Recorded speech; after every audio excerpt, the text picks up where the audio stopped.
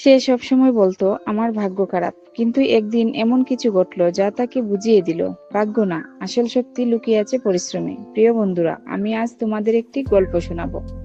গল্পের নাম ভাগ্য নাকি পরিশ্রম। একটা ছোট্ট গ্রামে থাকতো দুই বন্ধু, রফিক আর শফিক।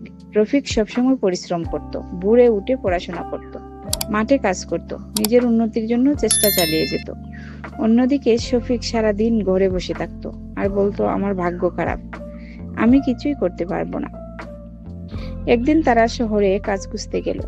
রফিক ছোট একটা দোকানে চাকরি পেল, কিন্তু সে থেমে থাকলো না।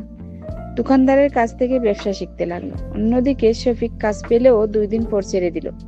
সে বলল, এই কাজ আমার ভাগ্যে নেই। কয়েক বছর পরে রফিক নিজের একটা বড় দোকান খুলে ফেললো। মানুষ তাকে সম্মান করে, ভালোবাসে।